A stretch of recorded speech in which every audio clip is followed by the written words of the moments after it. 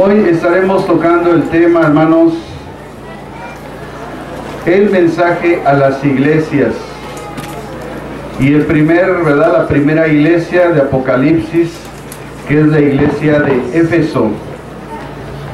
La iglesia de Éfeso, que es la iglesia, ¿verdad?, fría, o que entró en relajamiento. Dentro, amados hermanos, de la cronología de algunos estudiosos de las Escrituras, de la palabra de Dios, con respecto a las iglesias, en esta cronología,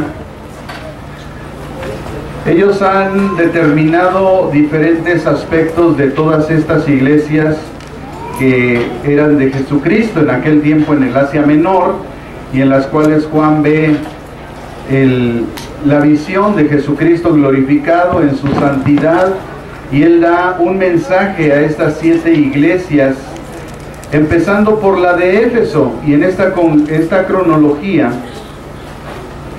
se menciona que la iglesia de Éfeso era la iglesia, por la palabra Éfeso significa la deseada, la amada, pero que sin embargo, como dijimos al principio, entró en relajamiento.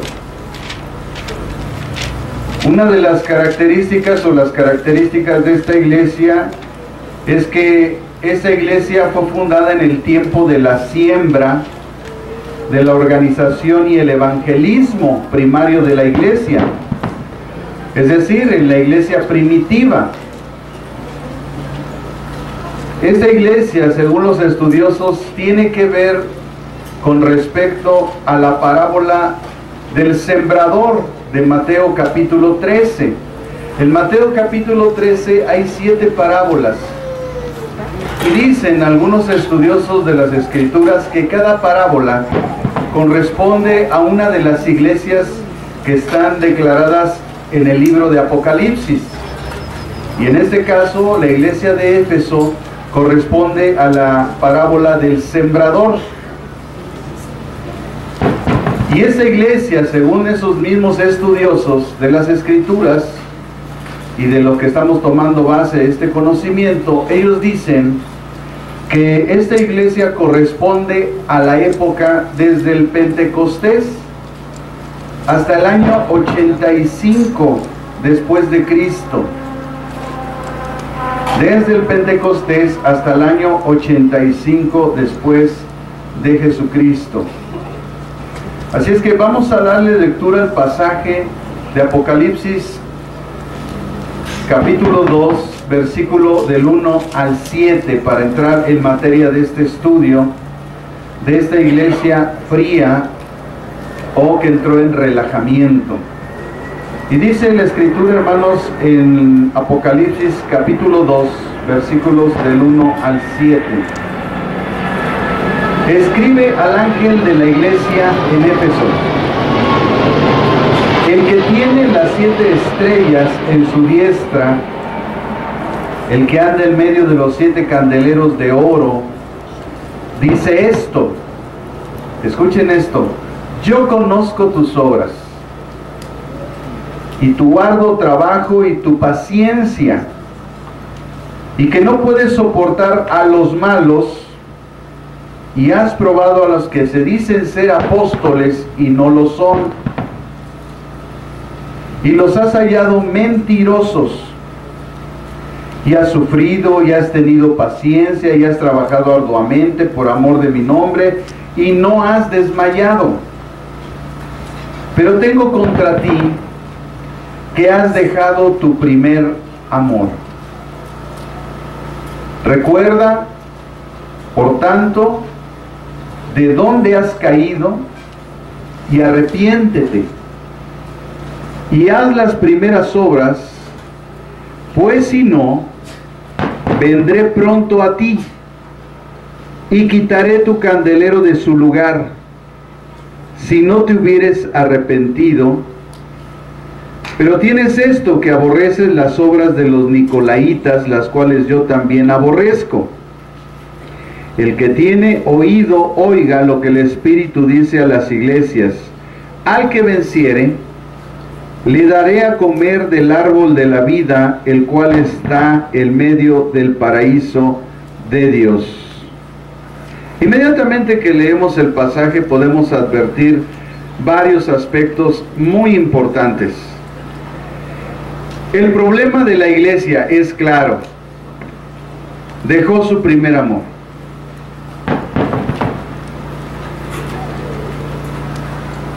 Pero también el Señor le dice al que venciere.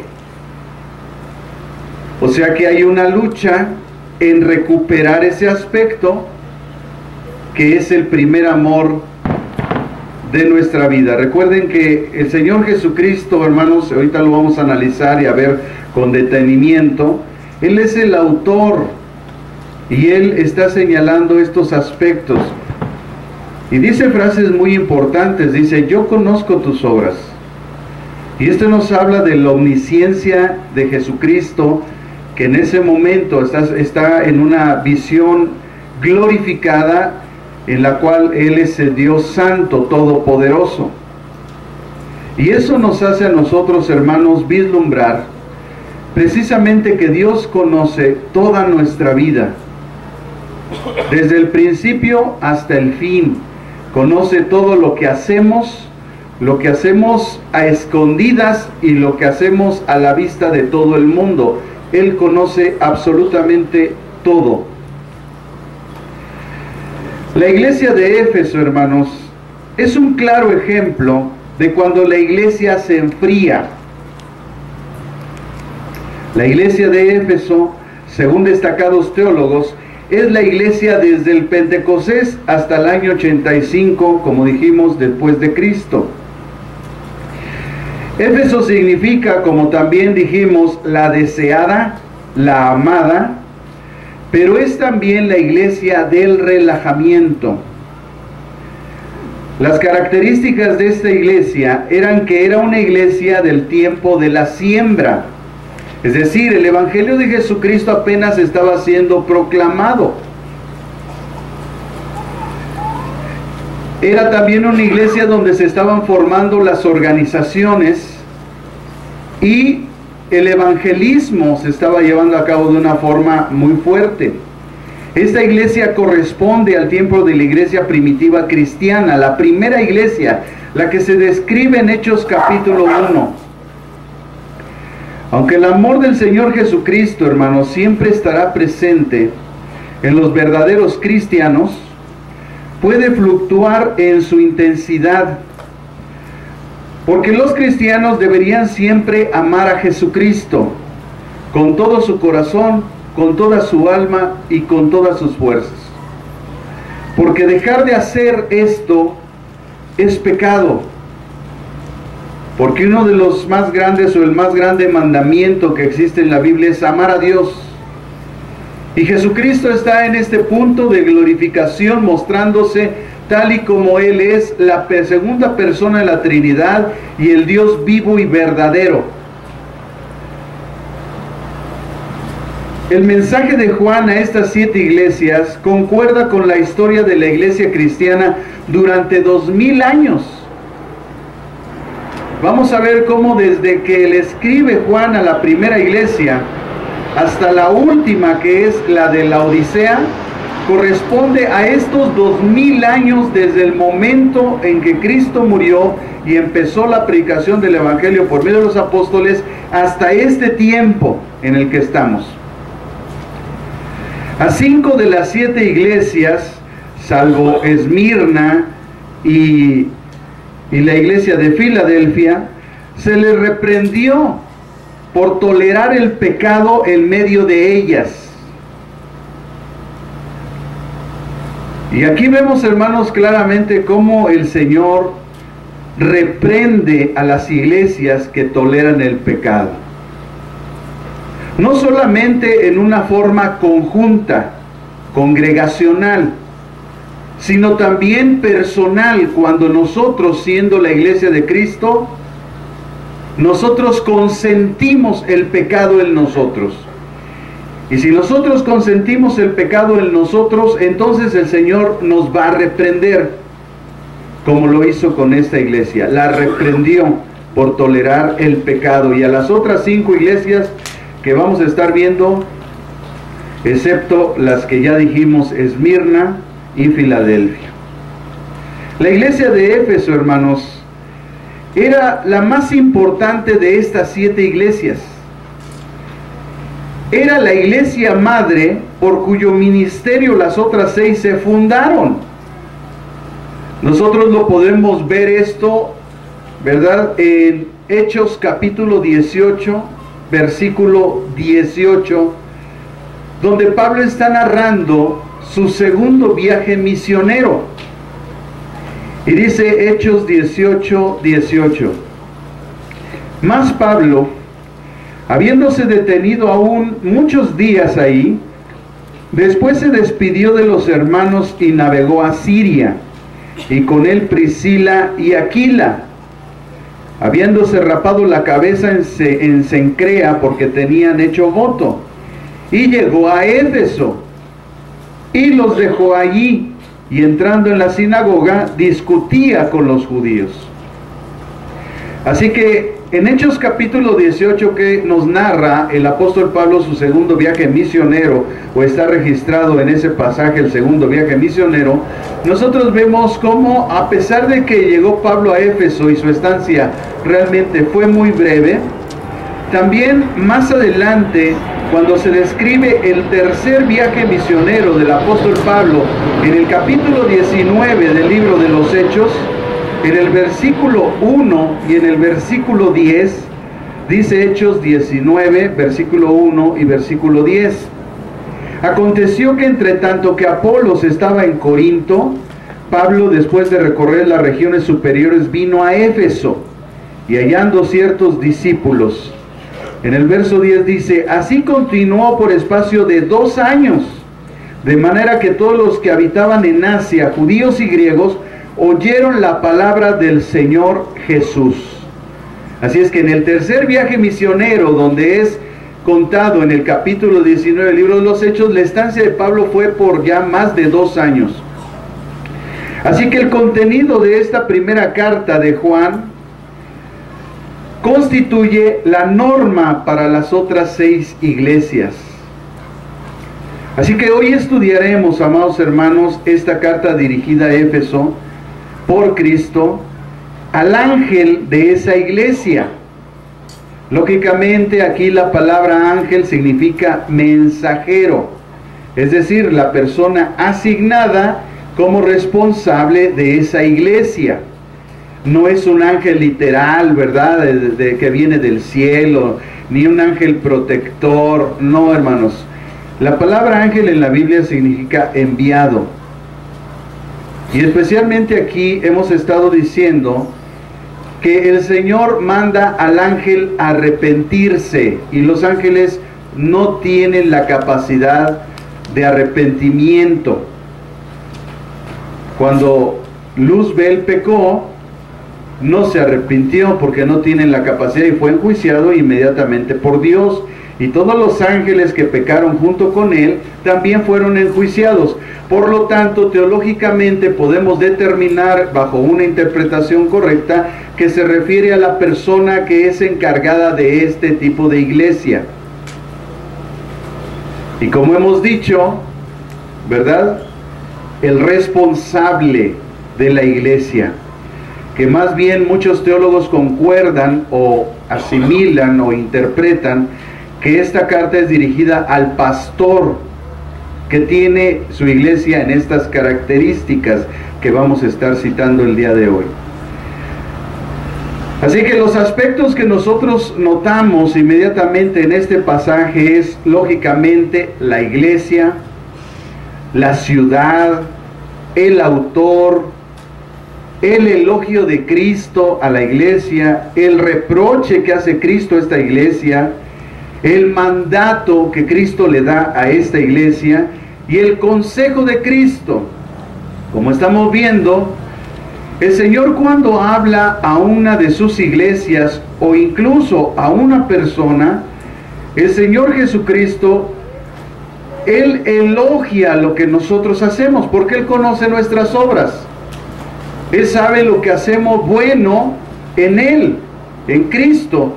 Como dice Efesios capítulo 2, ¿verdad? Esas obras que han sido puestas de antemano para que anduviésemos en ellas, pues Él sabe lo que hacemos y Él elogia lo que hacemos. Pero también Él sabe que como seres humanos cometemos errores, tenemos debilidades y Él trae un reproche a nuestro corazón. Y también nos manda y nos da un consejo para que cambie esa situación espiritual en nuestra vida. Díganme si Dios no nos ama, que a pesar de que nosotros estamos atentando directamente contra la santidad de Dios, Él siempre tiene benevolencia para con nosotros. Así es que vamos a ver primeramente el primer aspecto, la iglesia. Y dice el capítulo 2 en el versículo 1, en su primera parte, escribe al ángel de la iglesia en Éfeso. Entonces, la primera iglesia es Éfeso. Quizás ninguna otra iglesia en la historia haya tenido la herencia tan rica que tuvo la congregación de Éfeso. Priscila y Aquila, los amigos cercanos de Pablo y compañeros en el ministerio de él, fueron los que introdujeron el evangelio a esa ciudad. Nosotros leemos en Hechos capítulo 18, versículo 18 al 19, esta cuestión. Dice Hechos 18, del 18 al 19. Mas Pablo, habiéndose detenido aún muchos días ahí, después se despidió de los hermanos y navegó a Siria, y con él Priscila y Aquila. Habiéndose rapado la cabeza en Cencrea, porque tenían hecho voto, llegó a Éfeso y los dejó ahí. Entrando en la sinagoga discutía con los judíos. Así que vemos claramente cómo la obra de Dios comienza en este lugar. Amados hermanos, como hemos dicho siempre, o hay un dicho muy común, dice que todo comienza con un principio. Sea buena o sea malo, todo tiene un principio. Cuando una persona empieza con el alcoholismo, es porque hay un principio. ¿Y cuál es este principio? Que le ofrecen el alcohol y dice que sí. Ese es el principio. Comienza con una, después dos, después tres, y después ya nadie lo detiene, porque es una adicción la que se forma, y posteriormente un conjunto de enfermedades, ¿verdad?, que atacan al organismo. Y así pasa con todas las cosas. Con todas las cosas, todo empieza con algo. Hay un dicho común también que dice: lo que mal empieza, mal acaba. Y parecieran profetas estas palabras proféticas, ¿verdad? Porque vemos siempre eso, que lo que mal empieza, mal acaba, y lo que bien empieza, bien termina. Por eso el llamado de la Escritura siempre es hacer lo correcto, actuar con rectitud. A Priscila y Aquila, hermanos, dice que se le unió un poderoso predicador llamado Apolos. Ahí en el capítulo 18 de Hechos, en el versículo 24 al 26, nosotros vemos que este hombre, de donde viene la palabra apologética, que es la ciencia teológica que habla de la defensa del evangelio, este hombre Apolo, que tenía un nombre griego, ¿verdad? Pues era un dios muy conocido, Apolos, y le pusieron ese nombre sus padres, ¿verdad? A otros les ponen Ruperto, Godofredo, y pareciera que otros se llaman esquizofrenia, odio y rencor, ¿no?, por su carácter. Porque en la antigüedad el nombre hacía honor al carácter de la persona, de tal manera que la gente era nombrada de acuerdo a su carácter que veían en él, ¿verdad? Entonces muchas personas deberían de llamarse así: amargura, odio, porque con ese carácter y con esa actitud, así se deberían de llamar. Pero ¿cómo les ponen? Giovanni. Perdón, hijo, pero es que se presta. Giovanni, ¿verdad? Y les ponen esos nombres, bueno, no sé, se esfuerzan tanto en los nombres para que al rato les digan, hermanos, cualquier clase de majadería, ¿no? ¿Qué pasó, güey? ¿Qué pasó? Así, los traen, de ahí no los bajan. Ya se persinaron 2, 3. Hablo como hombre, hermano. Pablo también hablaba como hombre. Hay para los espiritualoides. Algunos datos históricos, hermanos, acerca de la fundación de esta iglesia son importantes, porque miren, cuando nosotros vemos estos aspectos, nos damos cuenta el por qué les pasó lo que les pasó. Que no hay pretexto, porque se supone que la influencia de Dios en nuestra vida debe de ser más poderosa que la influencia del mundo, de Satanás e incluso de nuestra propia carne. Pero qué importante es conocer el ambiente para conocer la influencia que ellos tenían, las tentaciones, las formas que los iban a llevar a la debilidad y a sucumbir ante el mundo. Durante el tercer viaje, hermano, misionero de Pablo, se encontró un grupo de santos del Antiguo Testamento en Éfeso, discípulos de Juan el Bautista. Ahí en Hechos 19 del 1 al 7, no lo busquen, nada más le estoy dando referencia, a quien luego de predicarles los bautizó en el nombre de Jesús. Hechos 19:5. Este fue el comienzo de la obra de Pablo para edificar la iglesia de Éfeso. Una tarea que duraría 3 años. En su viaje a Jerusalén, envió por los ancianos de la iglesia de Éfeso, y casi al final de su tercer viaje misionero, y les enseñó los principios del liderazgo de la iglesia. ¿Saben dónde están los principios del liderazgo de la iglesia? En Hechos capítulo 20, versículos 17 al 38. Si alguien alguna vez quiere estudiar los principios del liderazgo de la primera iglesia, están en ese capítulo y en esos versículos. En el capítulo 20, versículos 17 al 38. Timoteo, que como vemos en el libro de los Hechos, fue uno de los acompañantes primordiales de los segundo y tercer viaje misionero de Pablo, era el hijo espiritual precisamente de Pablo. Él era el pastor de la iglesia en Éfeso. Esto nosotros lo vemos en cuando Pablo le escribe a Timoteo en el capítulo 1, en el versículo 3, ¿verdad? Le dice, por eso te dejé en Éfeso, y le empieza a dar ahí toda una serie de recomendaciones, cómo formar el liderazgo, qué requisitos requieren los servidores y los pastores. Ahí se nombran los requisitos. El problema que tenemos en este tiempo es cualquiera se pone un título cuando no cumple con esos requisitos. Y ahí yo veo una falta de responsabilidad de aquellos que los han puesto. Por eso la iglesia de Jesucristo, hermano, está como está. Porque ponen a veces gente neófita, gente que no tiene un compromiso con Dios, gente que no tiene conocimiento de la doctrina básica de las Escrituras, pero que ya como tiene un cierto tiempo en la iglesia, como de repente ha servido en algún ministerio y sabe 2, 3 versículos, bueno, ya se sienten pastores. Y los ponen irresponsablemente, lo vuelvo a nombrar, porque no cumplen con los requisitos que la Biblia establece para un servidor de Dios. De acuerdo al testimonio de la iglesia primitiva, el apóstol Juan pasó las últimas décadas de su vida en Éfeso, desde donde probablemente, según los estudiosos, escribió 3 epístolas, de las cuales, ¿verdad?, tenemos esa identificación. La primera carta del apóstol Juan, la segunda y la tercera. No hay duda entonces alguna, hermanos, de que Juan se encontraba pastoreando la iglesia de Éfeso también, cuando fue arrestado y desterrado en la isla de Patmos.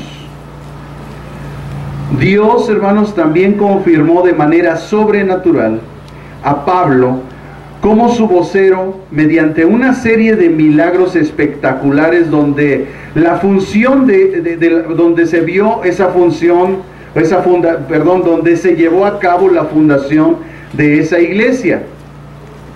Así fue como los habitantes de la ciudad dejaron sus prácticas de idolatría y magia. Recuerden que en esa época en Éfeso se adoraba a Artemisa y a Diana de los Efesios, que casualmente eran dos diosas vírgenes, casualmente. Y las dos tenían a un niño cargando aquí en su pecho, casualmente. Asimismo, muchos de los que habían practicado la magia trajeron los libros al convertirse al evangelio y quemaron los libros de magia delante de toda la gente, y echa cuenta el precio del costo de los libros que se quemaron. Dice Hechos 19, del 18 al 19, no lo busquen, ahora estoy dando la referencia, hermano, para avanzar.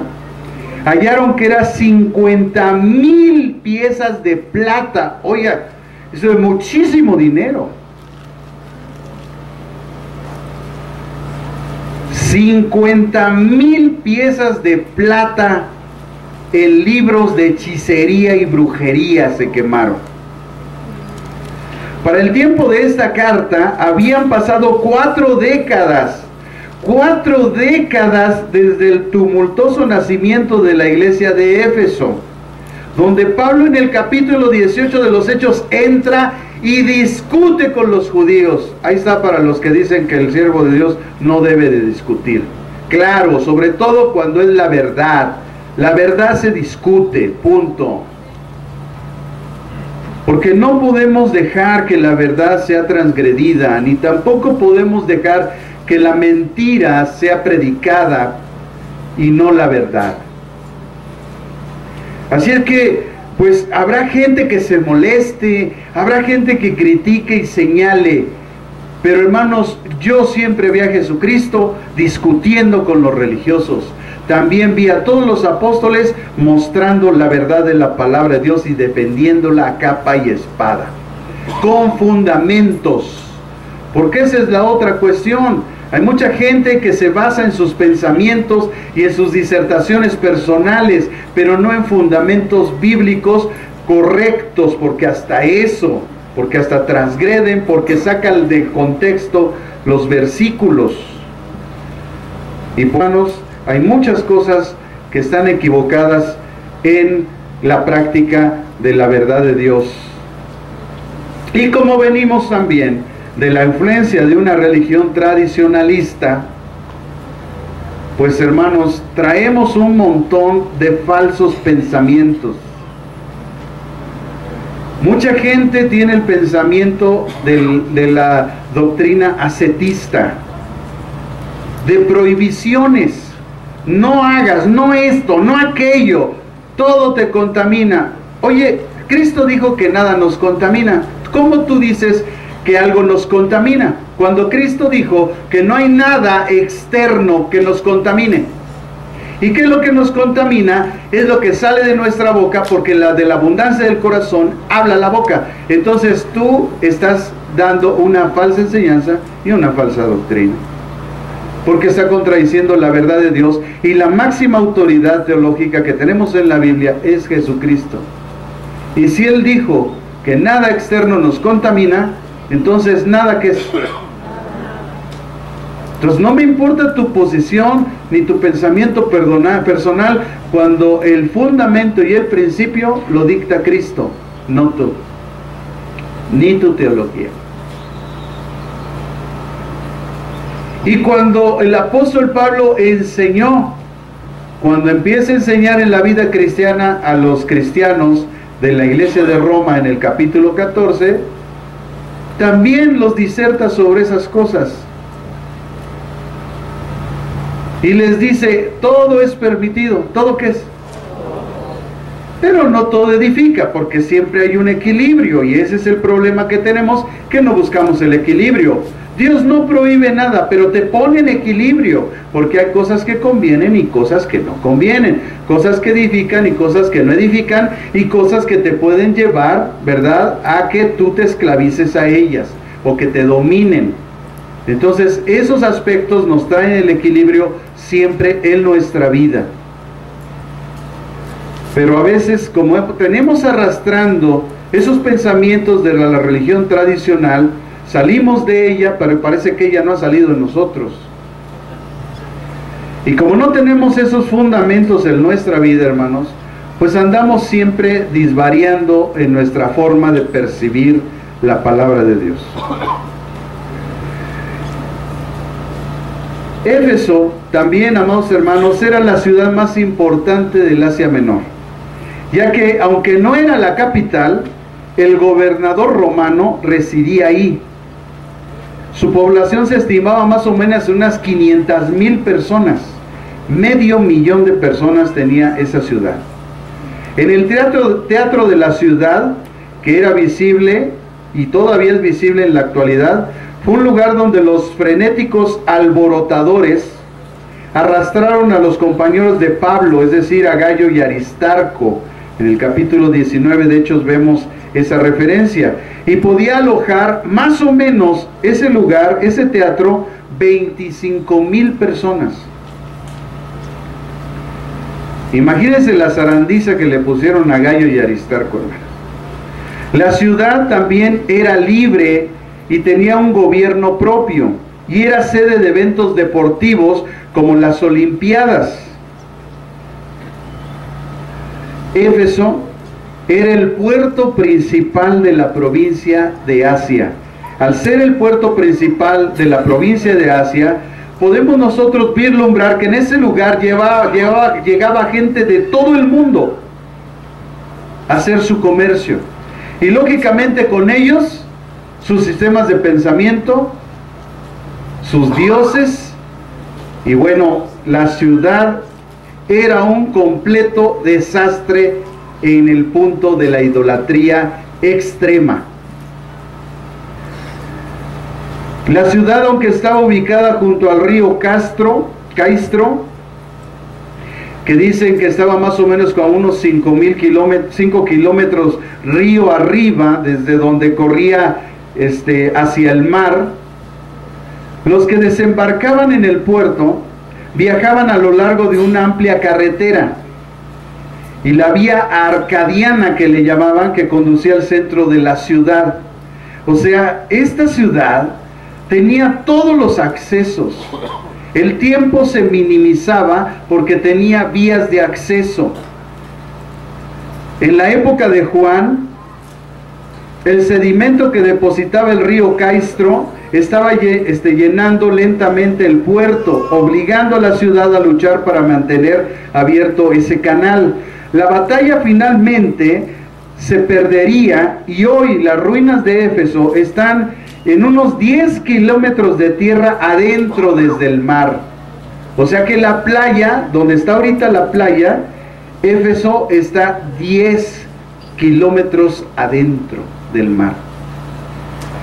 Éfeso estaba también estratégicamente ubicada en el cruce del cuadro de las carreteras romanas más importantes de Asia Menor. Esto junto a su puerto, e inició uno de los que inició la narrativa acerca de esta ciudad fue un geógrafo llamado Estrabón, que era un contemporáneo del tiempo de nuestro Señor Jesucristo, y él, cuando describió Éfeso, la describió como el mercado de Asia. Éfeso era más famosa en el centro de la adoración de la diosa Artemisa, que era Diana de los Efesios para los romanos, motivo de gran orgullo ciudadano.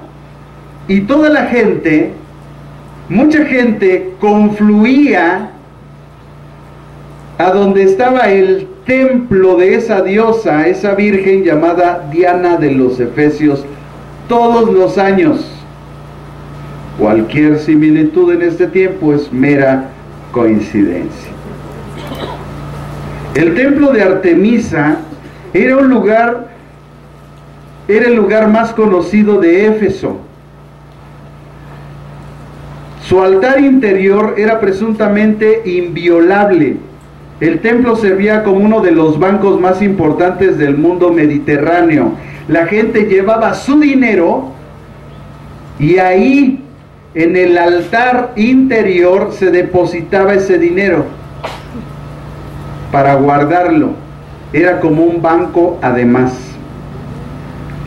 Además de eso, la venta de artículos religiosos que se usaban en la adoración a Artemisa proporcionaban una importante fuente de ingresos a la ciudad. Cualquier similitud en ese tiempo también es mera coincidencia. Pablo pudo haber previsto, hermanos, este acontecimiento anual como una oportunidad única para el evangelismo. Al ver la afluencia de gente que iba a adorar a esa diosa una vez al año, Pablo fue y entonces agarró a las multitudes y les predicó el evangelio. La adoración a Artemisa era inefablemente vil, así se menciona, era inefablemente vil. Su ídolo se describe como una monstruosidad grotesca, ya que era una imagen que tenía muchos pechos y se creía popularmente que había caído del cielo. El templo estaba atendido por numerosos sacerdotes, eunucos y esclavos. Millares de sacerdotisas, que eran poco más que prostitutas rituales, desempeñaban una función principal en la adoración a Artemisa. Al filósofo Heráclito se le llamó el filósofo llorón, porque nadie, dijo él, podía vivir en Éfeso y no llorar por su inmoralidad. O sea, vean cómo la inmoralidad está ligada a la idolatría. La gente que es inmoral en su comportamiento seguramente es porque es idólatra. En medio de la pagana idolatría que caracterizaba esta ciudad de Éfeso, había un fiel grupo de cristianos. Por supuesto, siempre hay gente fiel en algún lugar. Y fue a ellos a quien Cristo dirigió la primera de sus 7 cartas. Así llegamos a este tercer aspecto, porque Jesucristo les dice, es que es el que se menciona como el autor de esta carta, y dice Apocalipsis capítulo 2 versículo 1 en su tercera parte: el que tiene las 7 estrellas en su diestra, el que anda en medio de los 7 candeleros de oro, dice esto. O sea, el autor fue Jesucristo. Como lo vimos en Apocalipsis 1 del 12 al 16 en prédicas pasadas, Juan tiene una visión del Señor, de nuestro Señor Jesucristo, quien se encuentra en medio de 7 candeleros que representan las 7 iglesias de Asia, y él tenía en su diestra 7 estrellas. Después el Señor le muestra a Juan la correcta interpretación de los 7 candeleros y de las 7 estrellas en Apocalipsis 1:20, donde les dice, Apocalipsis 1:20, el misterio de las 7 iglesias, de las 7 estrellas que has visto en mi diestra, y de los 7 candeleros de oro. Las 7 estrellas son los ángeles, los enviados de las 7 iglesias. Y los 7 candeleros que has visto son las 7 iglesias. Como vemos, hermanos, siempre una de las reglas de interpretación bíblica son claras aquí. La Biblia se interpreta sola.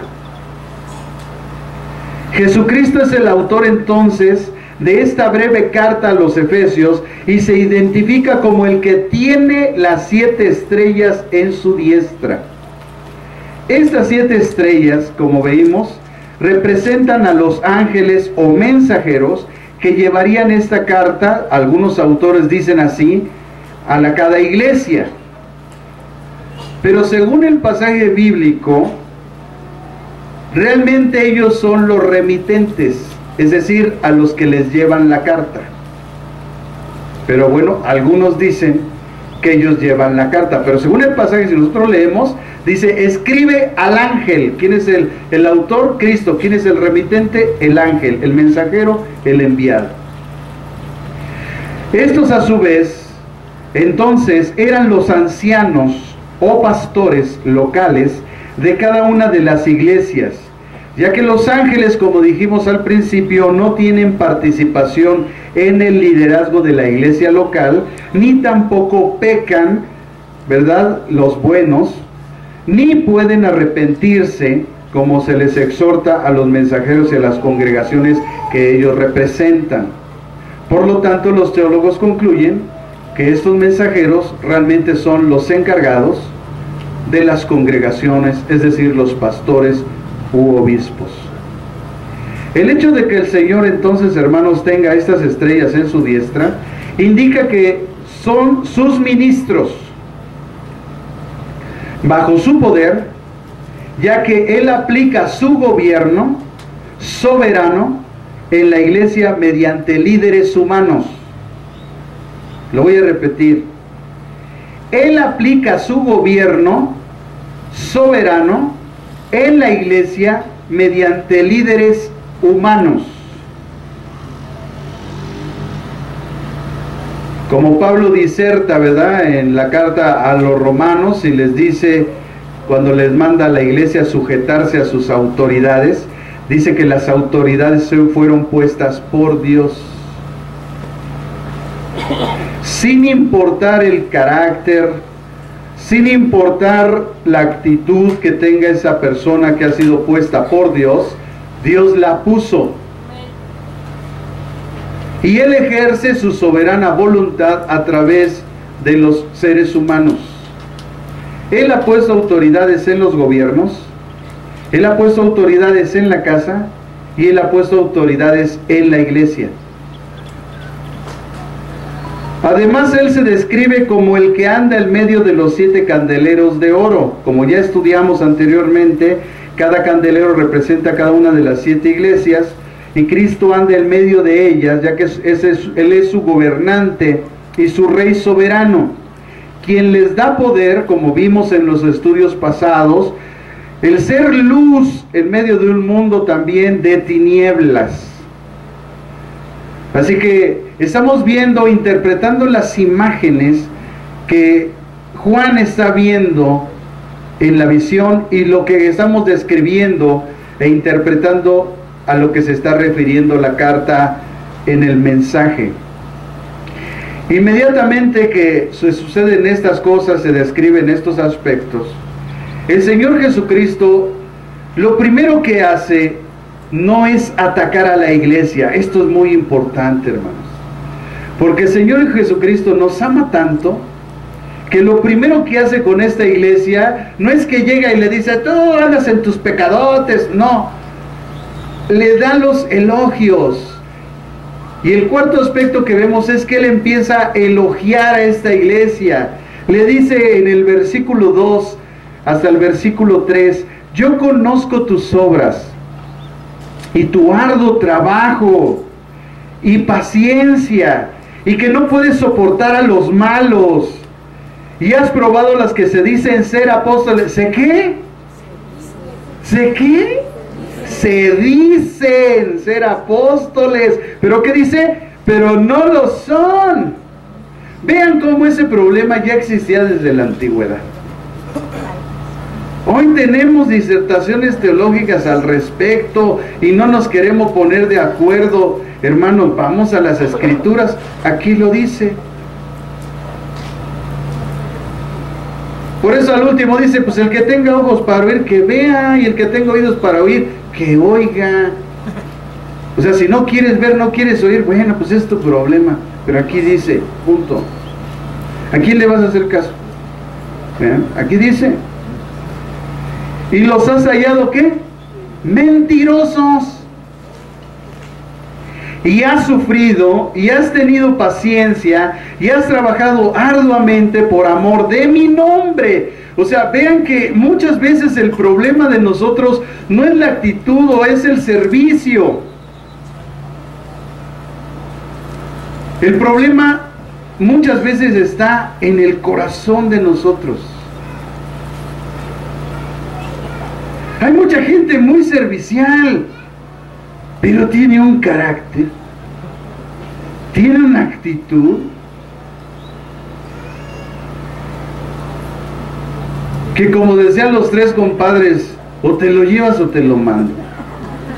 O sea, de verdad es increíble, hermano.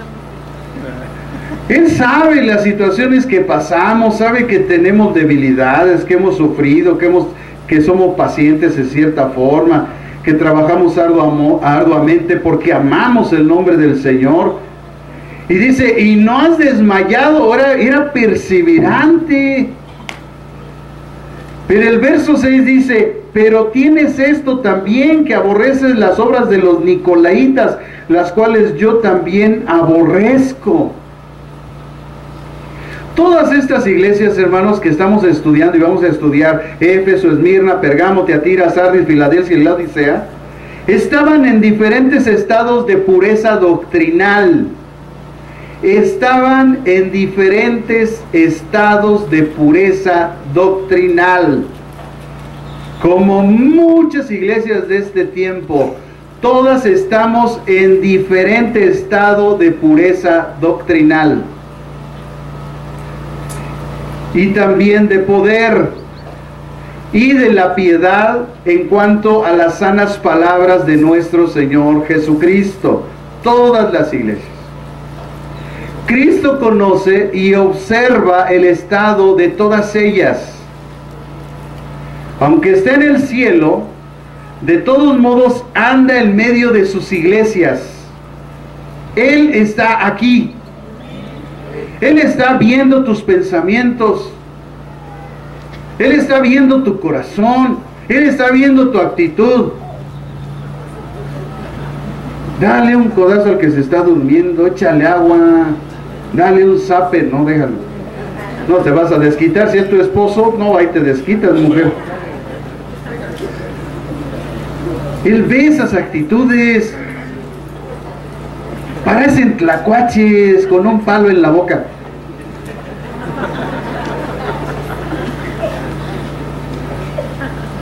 O sea, esa actitud, ese carácter, Dios lo está viendo. ¿A qué hora termina, mamá? No fuera el condenado celular porque te avientas 3 horas. Jesús les dijo, ¿no puedes estar 1 hora conmigo? ¿No puedes estar 1 hora conmigo? Le dijo a sus discípulos, no pudieron estar 1 hora. 1 hora, la mitad, menos de la mitad del diezmo del tiempo del domingo. Porque si nosotros le diéramos lo mínimo que le tenemos que dar a Dios en tiempo, serían 2 horas 40 minutos. A veces este culto dura 2 horas y hay gente que ya se quiere echar a correr. Pásenles de una vez el ofrender para que el que se va deja. No, se saben varias. Sí se saben varias y variadas, dicen por ahí. Ya algo les pica, ya se quieren ir. No entienden que la palabra de Dios es vida. Es el alimento espiritual. Por eso luego los ves allá, ya andan con los mormones.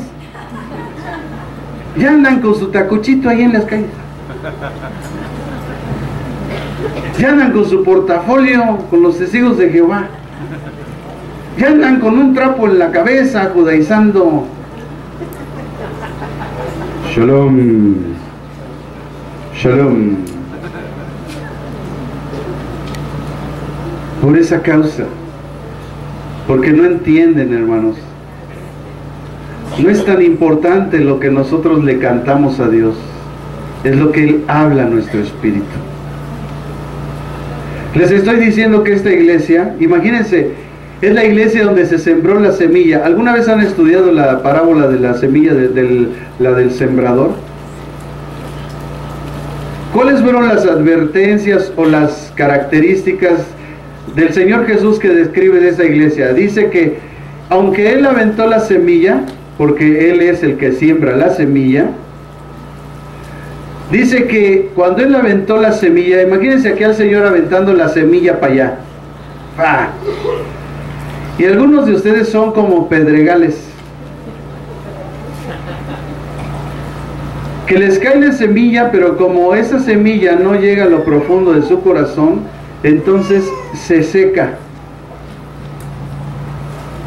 Otros les cae la semilla y en el momento se emocionan, ya están llorando, pero como no tiene raíces, que después el Señor descubre que es cuando el enemigo les arrebata lo sembrado. Por eso las distracciones, por eso la apatía en la iglesia.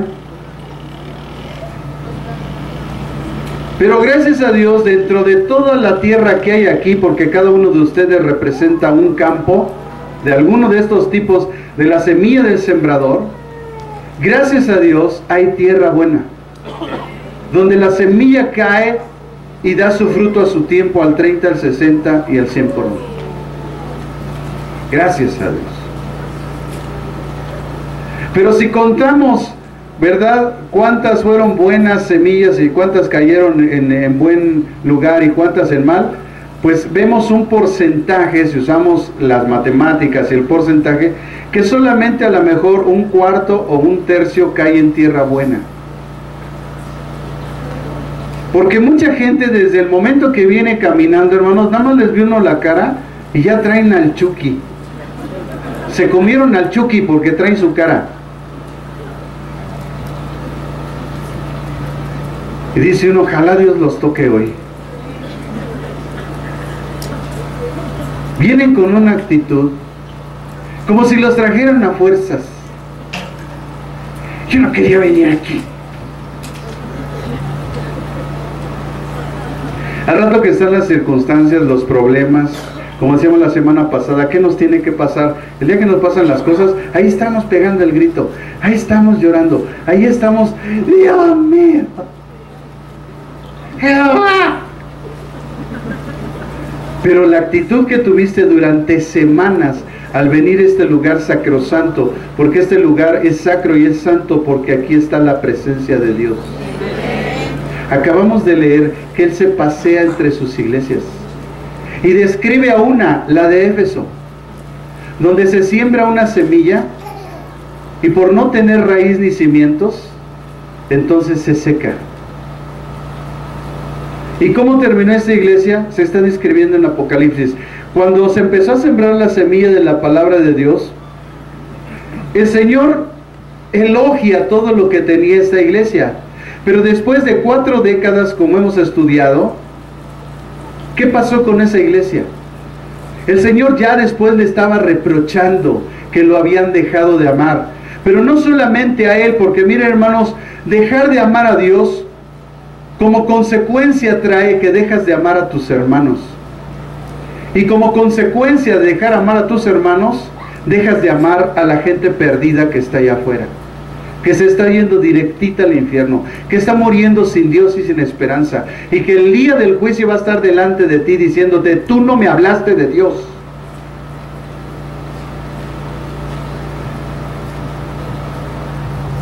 ¿Y qué cara le vas a poner al Señor? Es que yo pensé que era de a mentiritas. Es que yo pensé, Señor, que pues cada quien con su pensamiento y cada quien lo suyo.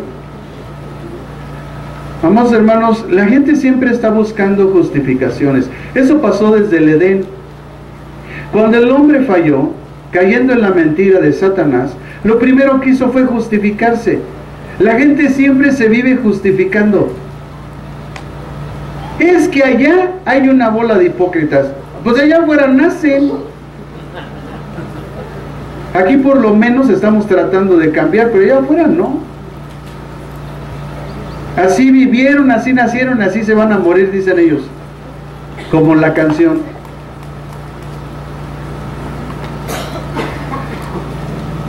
¿Y cómo no te sales de allá del mundo si allá está la mata? ¿Por qué no te sales de allá? Ah, no, se salen de acá, dicen. Dios no nos va a juzgar por lo que otra gente haga. Dios te va a juzgar por lo que tú haces. Pero mucha gente se justifica, como otra gente no lo hace, no, ¿para qué? Pues sí, ella no hace. Pues ella es así, mi casa y yo serviremos a Jehová, punto. Esa debe ser la actitud. Si mi hermano no quiere, si tiene mal testimonio, si sigue con sus situaciones, es su bronca. Mi casa y yo serviremos a Dios. Si él no quiere entender, es su problema. Si él viene con esas actitudes a la iglesia, yo voy a venir con gozo y con ganas de alabar y glorificar al que me da todos los días de comer.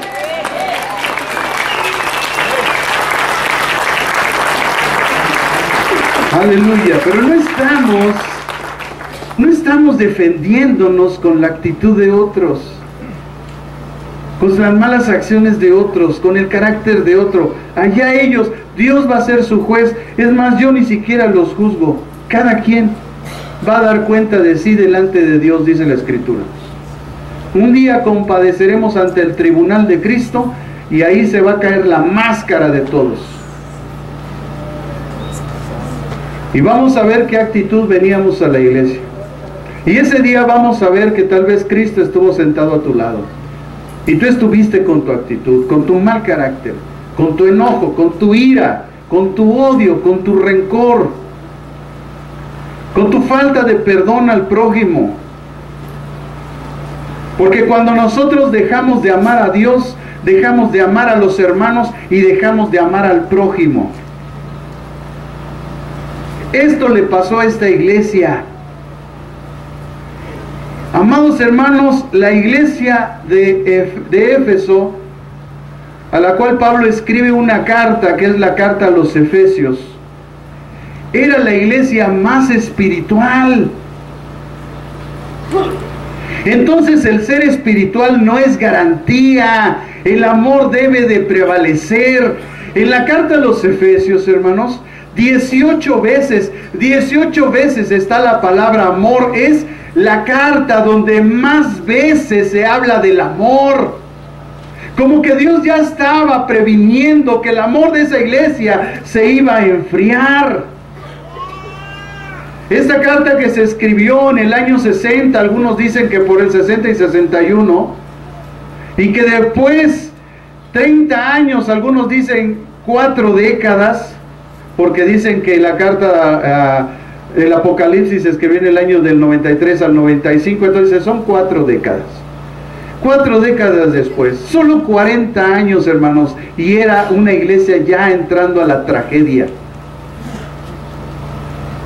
El apóstol Pablo, cuando le escribe a los corintios, les da la enseñanza de los dones espirituales, pero él les dice cómo sobre todo don que pueda haber en un ser humano, el don del amor debe de ser mayor.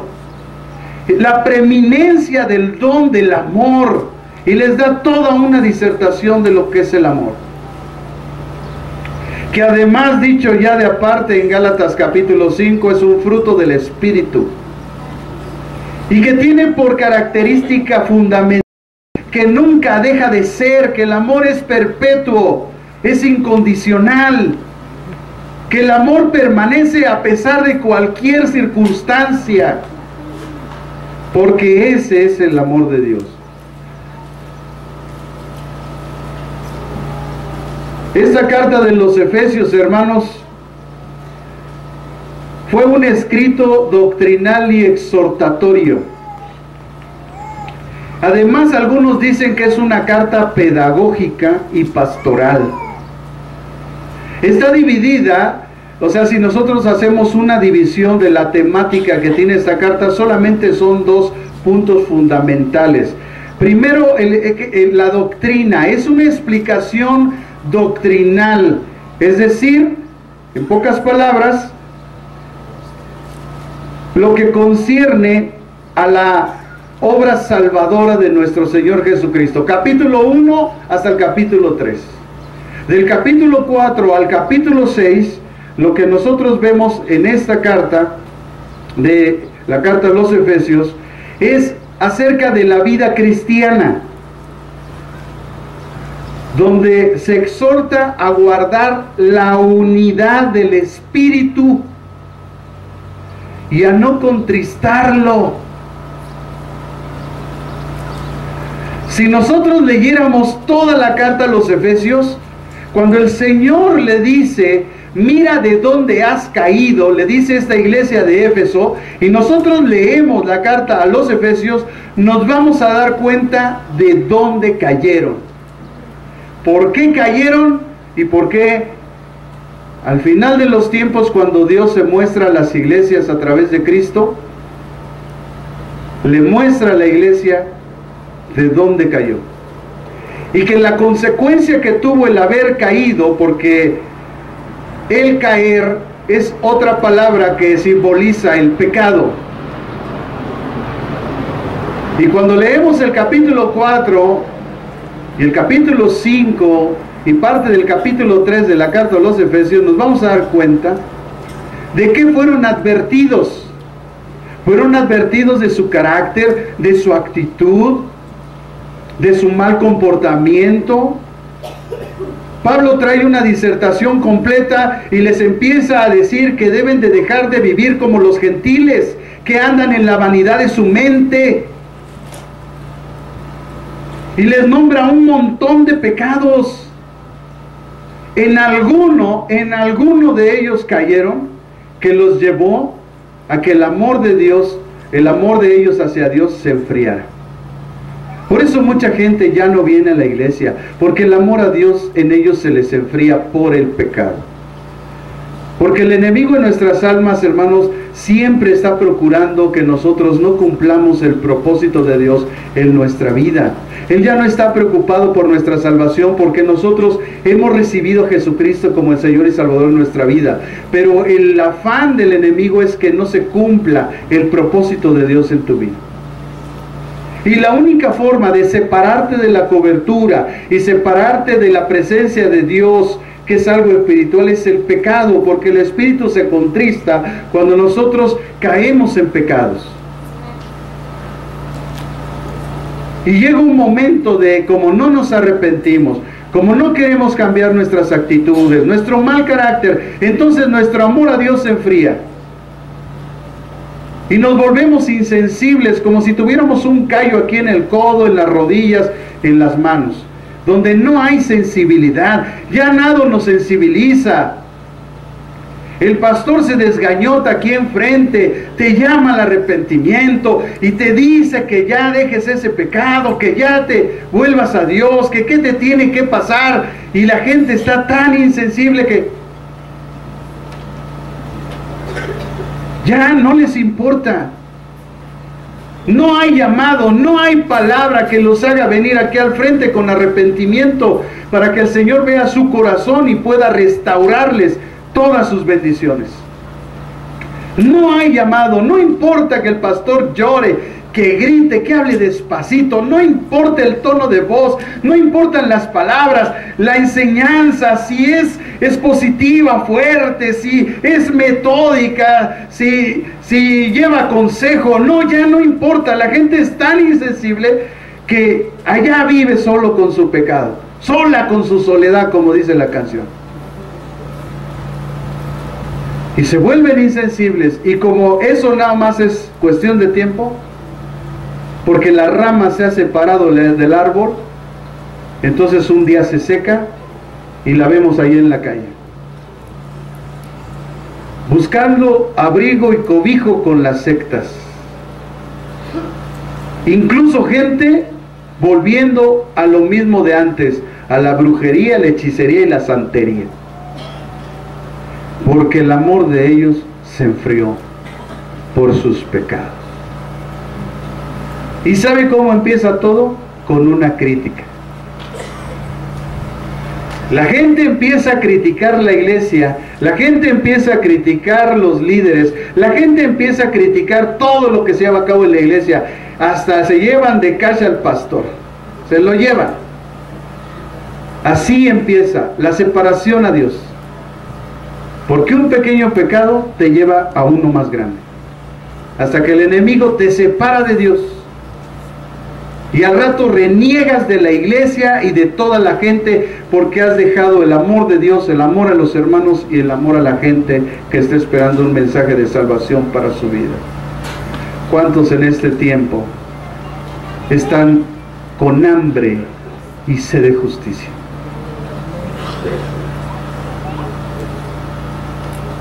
Fui a ver a mi hermana, que era la mamá de mi hermano Beto, que falleció, y llegué al hospital. Y pedimos un acceso especial para poder ir, porque ya había sido desahuciada y ya no podía entrar nadie a verla. Al saber que yo era pastor, el médico de guardia y de turno me dio oportunidad de ir a orar por ella. Cuando estaba en la entrada estaba un policía, y mientras mi hermano iba por el permiso, estaba yo con él. Le dije: ¿tiene usted algo en su corazón?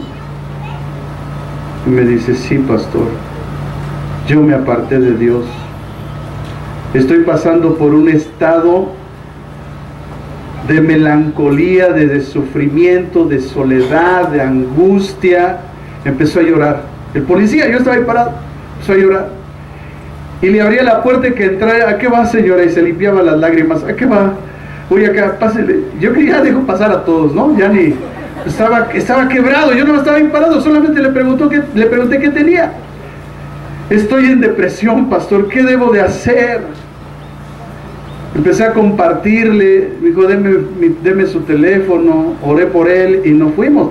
O sea, y la gente, a esto voy, hermanos, la gente está con hambre y sed de Dios. Y nosotros estamos insensibles. ¿Qué me llevó a preguntarle eso? La sensibilidad que tengo de la necesidad de la gente que Dios nos da comúnmente a todos, y que solamente ver el rostro de alguien decimos: algo tienes. Y yo tengo la solución es Cristo. Él te puede ayudar y fortalecer, no importa lo que estés pasando.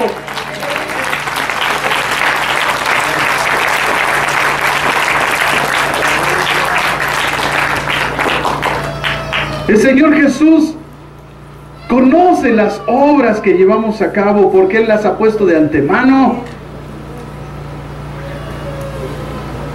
Sin embargo, Él está esperando más que eso, más que la espiritualidad, más que las buenas obras, el empeño y el amor que tenemos de servir por su nombre. Él está esperando mucho más. ¿Y qué es ese mucho más, pastor? Que nuestro amor hacia Él no se acabe, que vivamos toda la vida agradecidos, porque siempre se nos olvida de dónde Dios nos sacó. Y llevamos 2 años en la iglesia, 3, 5, 10, 20, y pareciera que entre más tiempo pasamos en la iglesia, más se nos olvida de dónde nos sacó, y nos volvemos insensibles. Y ya no venimos con gozo, ya no venimos con alegría. Está la música, está la alabanza, está para que brinques, para que saltes por causa de Él. Y sin embargo estás apático. Ese no es el Cristo de la Biblia. Dios no nos dio un espíritu de temor para seguir en esclavitud. Él nos dio el espíritu que clama: Abba, Padre. Y sin embargo, todavía hay gente así, apática. Yo no sé cómo pueden expresar su gozo cuando la alabanza dice: yo tengo gozo en mi alma y mi ser es como un río de agua viva, río de... Puta, digo siempre, puta. Muévelo tantito a ese para que se le caigan las pulgas, aunque sea. 150 salmos, 150 salmos donde Dios dice cómo a Él le gusta que nosotros lo alabemos. Hay gente que es muy metódica y la respetamos por su forma de pensar, pero yo no creo que sea así. Y dicen que tenemos que ser, dicen ellos, respetuosos en la iglesia. Hermanos, Dios no habita en templos manos de hombres, Él está en nuestro corazón. Él motiva la alabanza, el gozo y la alegría.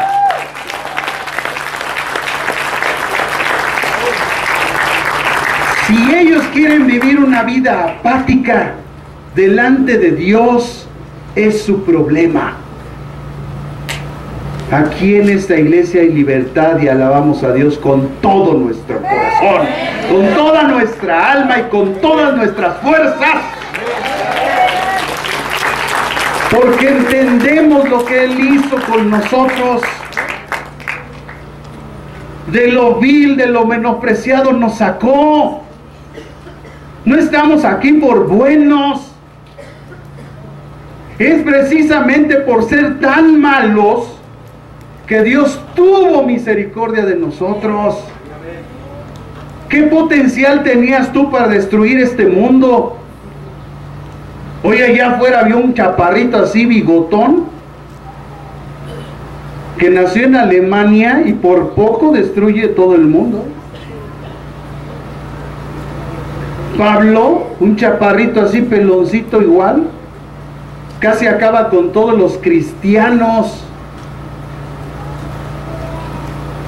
Tú a lo mejor no estás chaparrito, estás botijón, pero también qué potencial tenías. Si nada más hay que ver tu carácter, no te pueden decir mi amor. Luego te pones como guajolote. Tranquilo. Llega el niño, papá, ¿qué quieres? No, pues nada más, ya vete de aquí. Ya, pobre niño, va chillando. Pero viene a la iglesia, ¿cómo está, hermano? Bendecido, gloria a Dios. Sácate la hija. Si esa es bendición, no te juntes conmigo porque me la vas a pegar. El Señor Jesús, hermanos, elogia a la iglesia por su arduo trabajo. Cuando nosotros estudiamos para entender esa frase trabajo, que es la palabra griega kopos con K, y denota trabajo hasta el punto del sudor y de la extenuación. O sea, era gente que de verdad le echaba ganas, no era cualquier persona. Y sin embargo, no lo hacía con amor. Su amor estaba frío. Describe esta palabra también un esfuerzo general que exige todo lo de una persona que tiene que dar física, mental y emocionalmente. Eso describe esa palabra. Nosotros leemos en la traducción arduo trabajo, pero en griego es kopos, que significa que era una persona que daba todo lo que se tenía que dar física, mental y emocionalmente. Los efesios, hermanos, eran obreros diligentes para la causa de Cristo. No eran simples espectadores.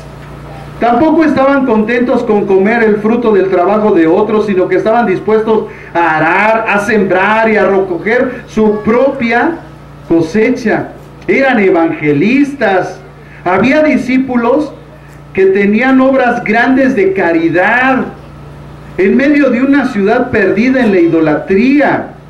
El Señor los elogia por su paciencia, upomone en griego, paciencia, upomone, que denota paciencia en medio de las circunstancias penosas. O sea, prueba que se les ponía, ellos eran pacientes. Hay otra palabra griega que es sinónima a esta, que es macrotumia, con H en medio después de la T, macrotumia. Por lo general subraya la paciencia con las personas, mientras que upomone no denota resignación, sino aceptación valiente de la adversidad y el sufrimiento y las pérdidas. En medio de sus pruebas, los creyentes de Éfeso permanecieron fieles al Señor. Oye, tenían grandes virtudes, hermano. El Señor Jesús los elogia porque ellos no podían soportar a los malos. O sea que si en la iglesia se metía alguien que andaba de tranza, que andaba pidiendo prestado y no pagaba, que no cumplía con los hermanos en las cosas que llegaba a un acuerdo, ellos no lo soportaban, lo echaban para afuera de la iglesia. Nada más para que vean, hermano. Ellos no andaban como nosotros de sentimentalistas. Ellos veían que una persona no mostraba el molde de Cristo y lo echaban para afuera de la iglesia.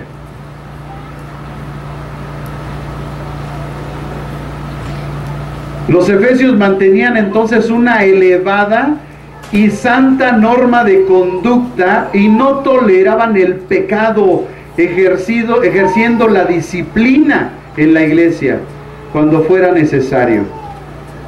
Pablo les había escrito hace 40 años atrás ordenando que no dieran lugar al diablo.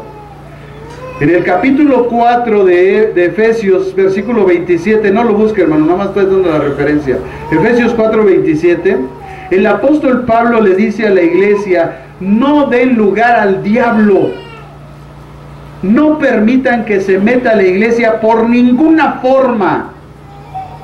Porque resulta que la gente que anda pecando contamina a los demás, y la gente que es chismosa contamina a los demás, y la gente que está frustrada contamina a los demás. Y los efesios no toleraban a esa gente. Afuera ahora, te me vas de este lugar. Sí, vete con los mormones, allá te van a soportar tus tonterías. Así eran los efesios, hermanos. Ellos habían recibido gran consejo. Los elogia el Señor porque ellos habían probado a los que se decían ser apóstoles y no lo eran. Y además los hallaron mentirosos.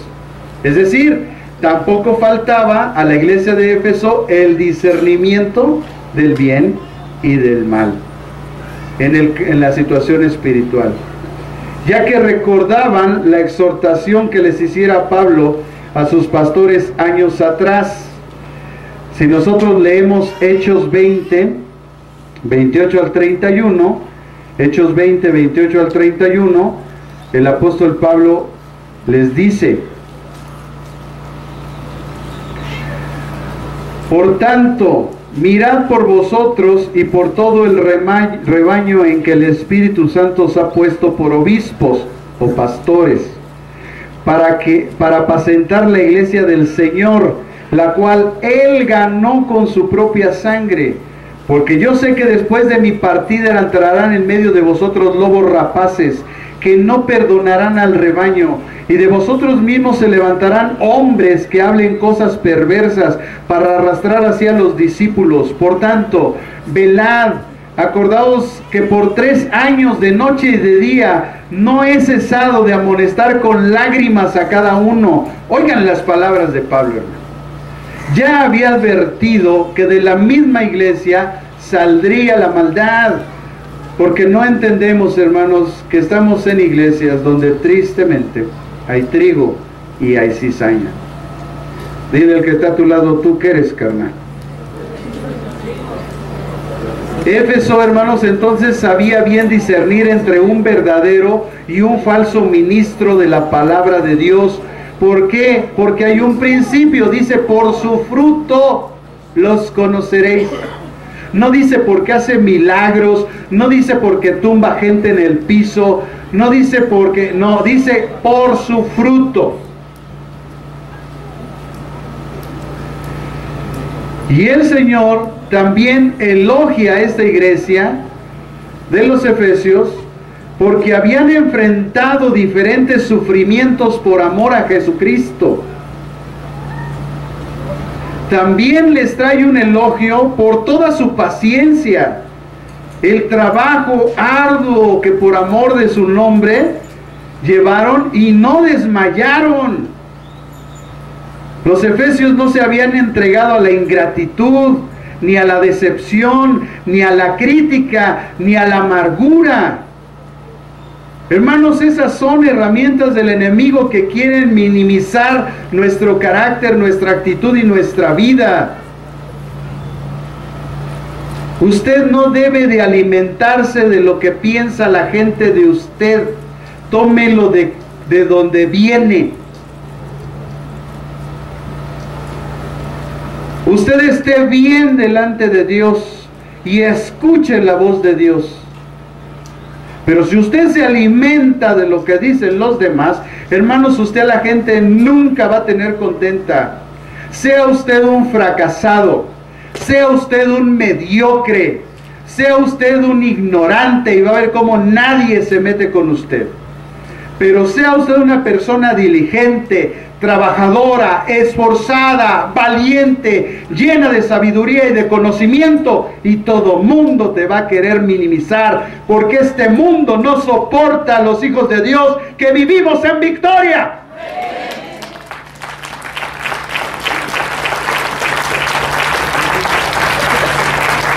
Casi me traigo al cuate ese que anda ahí aventando sus rollos esos, ¿verdad?, de motivación. Que no te digan, ni que no, está bueno ese cuate. Hasta a mí a veces me motiva el individuo. No como la palabra, pero sí de repente dice uno, ah, caray, no, sí soy.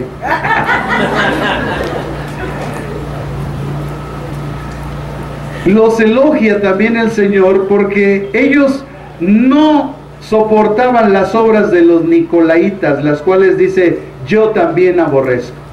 Es decir, que la iglesia de Éfeso no soportaba lo que Cristo no soportaba. Yo siempre he dicho que lo que tenemos que hacer es hacer lo que Cristo hizo. Y si Cristo no hizo algo, pues no hay que hacerlo, punto. Porque ¿a quién estamos siguiendo? A Cristo. ¿A quién nos tenemos que parecer? A Cristo. ¿Quién es nuestro modelo? Cristo. Entonces, si Cristo no hizo algo, ¿por qué hay gente que sí hace cosas que Cristo no hizo?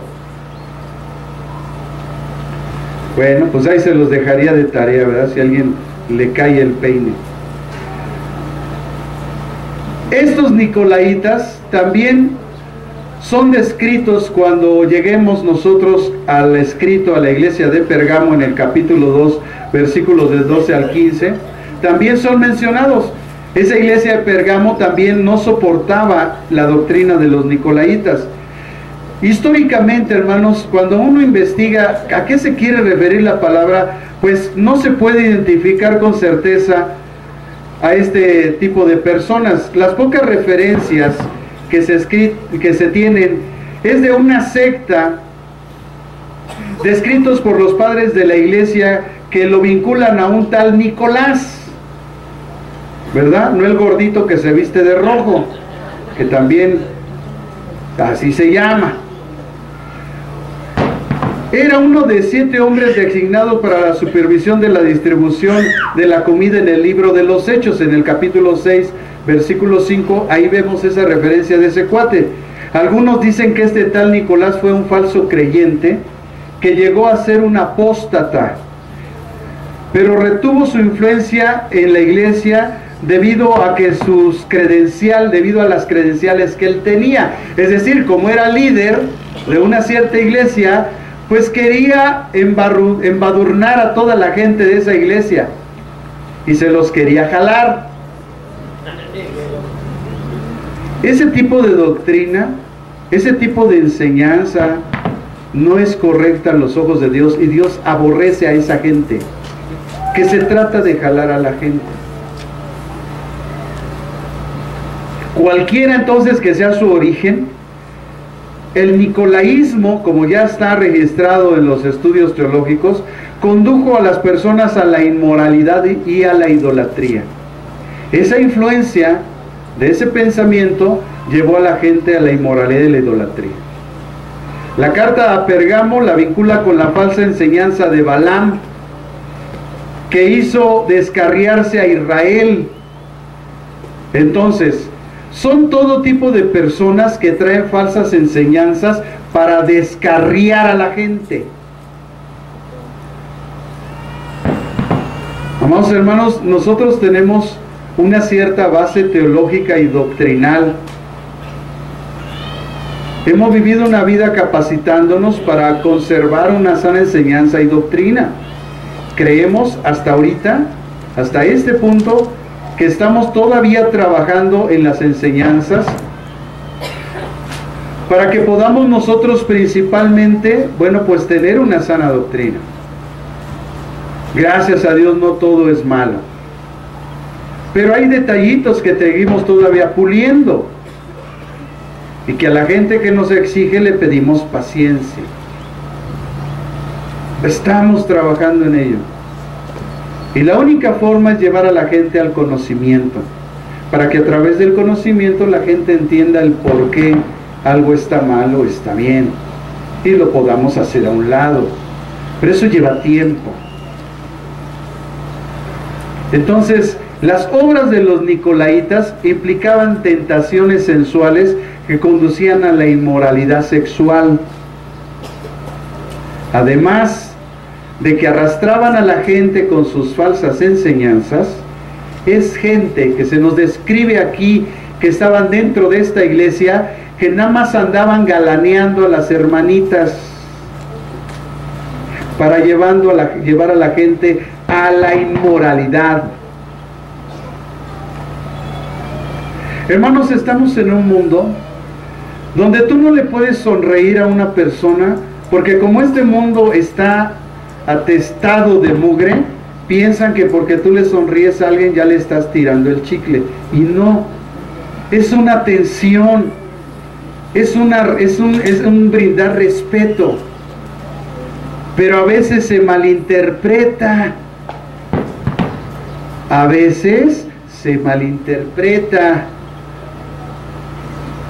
y mucha gente cae en esas cosas. Pero hay gente que la describe aquí la Biblia, que son inmorales.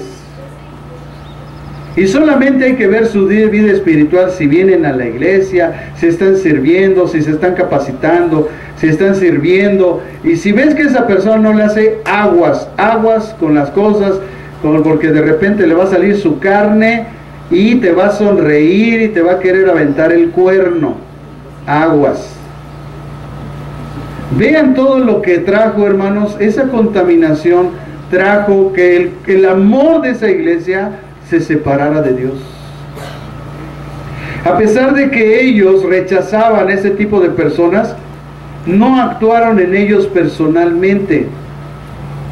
Al descubrir el Señor estas debilidades de la iglesia, es claro saber que ellas no se dieron cuenta de lo que estaba pasando ahí adentro. A diferencia de la iglesia de Pergamo, la iglesia de Éfeso no los toleró. Pergamo sí, Éfeso no. Sacó esos perversos de la iglesia. Éfeso aborreció esa herejía con una actitud adecuada, ya que la Biblia muestra y que el Señor da testimonio que ellos la rechazaron, porque así como Jesús aborrecía esas actitudes, la iglesia también la rechazó. Sin embargo, el Señor Jesús les trajo un reproche y les dijo en el verso 4 de Apocalipsis capítulo 2 versículo 4: pero tengo contra ti que has dejado tu primer amor. A pesar de todos los aspectos dignos de alabanza de la iglesia de Éfeso, la mirada penetrante, hermanos, y omnisciente del Señor Jesucristo había visto una falta funesta, una falta tremenda en la iglesia. Aunque mantuvieron su ortodoxia doctrinal y continuaron su servicio de Cristo, ese servicio había degenerado en una ortodoxia mecánica.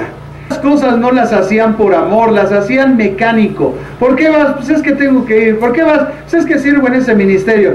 ¿Por qué vas? Pues es que si no voy me regaña el pastor. Y estaban en esa mecanidad, hermanos. No iban por amor, no iban por agradecimiento, no iban por decir: Señor, tantas cosas hiciste en mi vida, no tengo con qué pagarte, mínimo voy y ponga la lona, jalo el lazo, ponga las sillas, mínimo. Ya no lo hacían por amor, ya era mecánico, ¿Y sabe cómo uno se da cuenta que la gente es mecánica? Porque no ayuda a nadie, cumple con lo que a él le corresponde y los demás que se rasquen con sus uñas. No, es que yo no soy ese ministerio. Carnal, pero si estás viendo un papel, ¿qué te cuesta levantarlo? No, eso es de los sugieres que levanten la basura.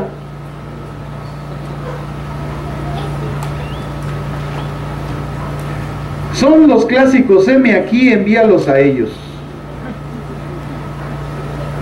Se deslindan de la responsabilidad. Somos un cuerpo en Cristo.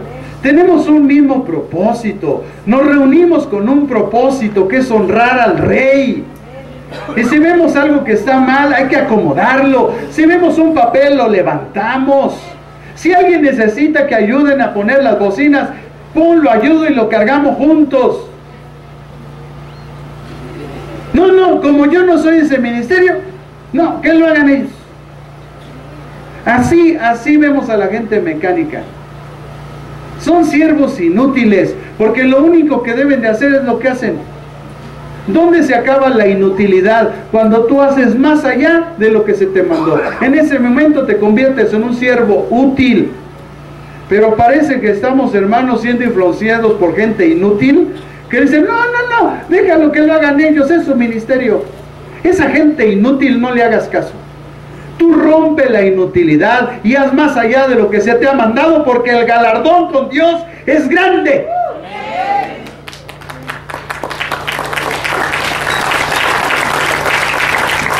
No te importe lo que otros digan. Haz las cosas con amor, no pierdas tu primer amor. En Efesios 1:15, el apóstol Pablo, miren lo que les había dicho. Habiendo oído de vuestra fe en el Señor Jesús y de vuestro amor para con todos los santos, no ceso de dar gracias por vosotros. O sea, el problema no era la diligencia, el problema era que no había amor en ellos. Hasta el apóstol Pablo daba gracias por ellos. Pero más adelante, amados hermanos, más adelante en el capítulo 3, versículos 17 y 19, les dice, Efesios 3, 17 al 19, les dice, para que habite Cristo por la fe en vuestros corazones. ¿Por qué era la petición de Pablo de eso a los de Éfeso, hermanos?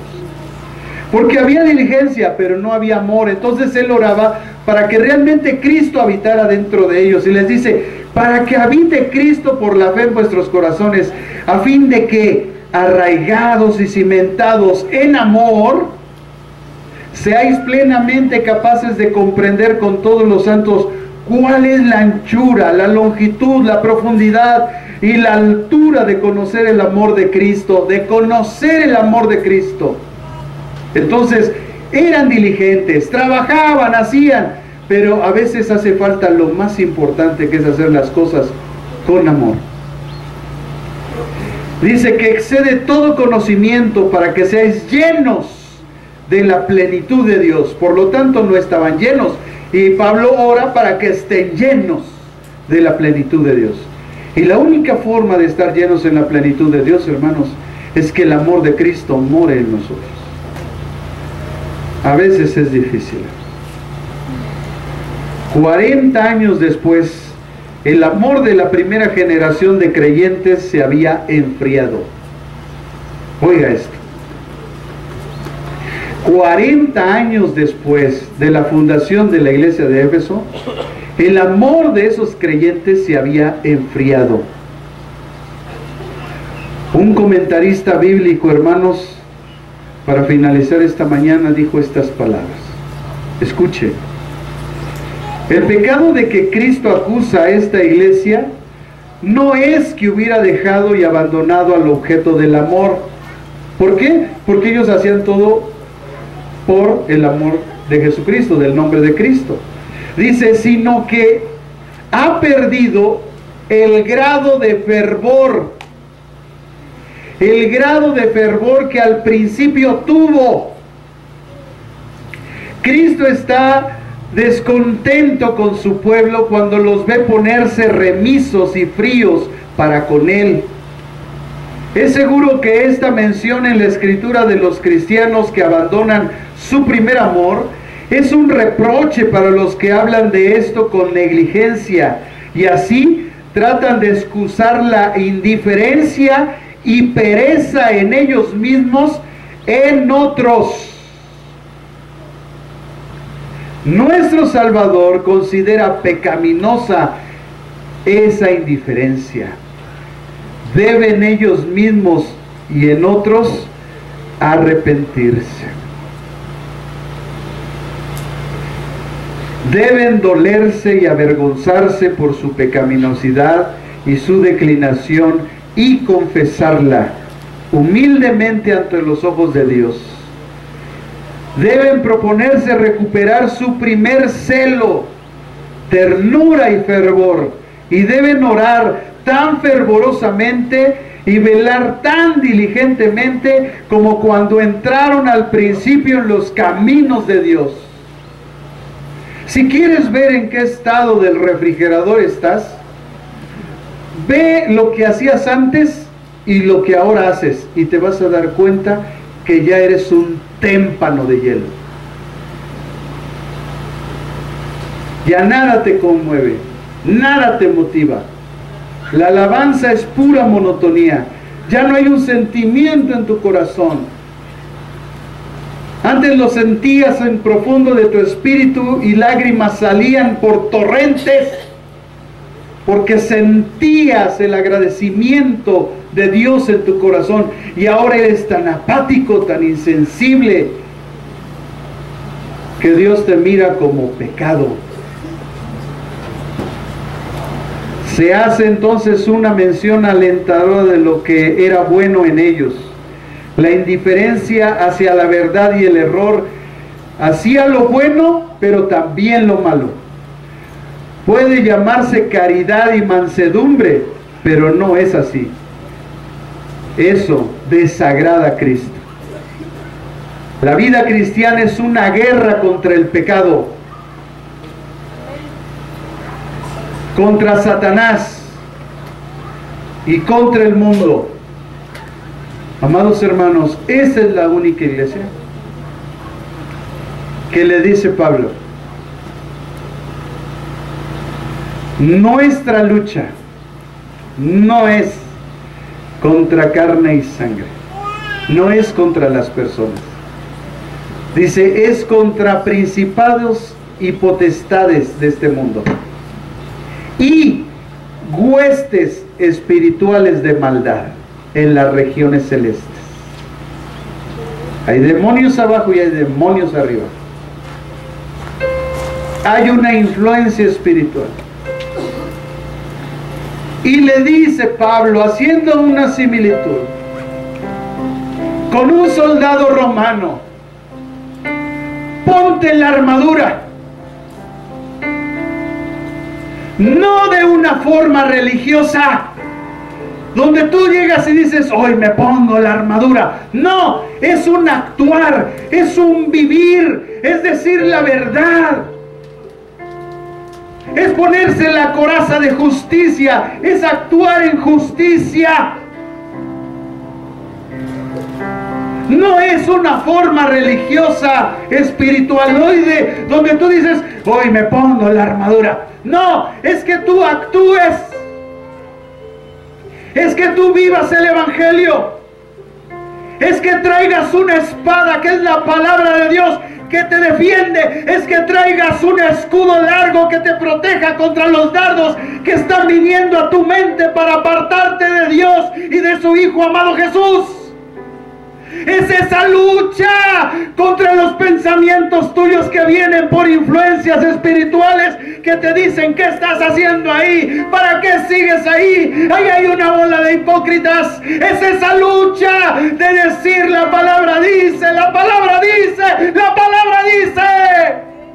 Es un levantarte como un soldado y ponerte el calzado del apresto del Evangelio de la paz y comunicar al vecino, al amigo, a todos que Cristo vive.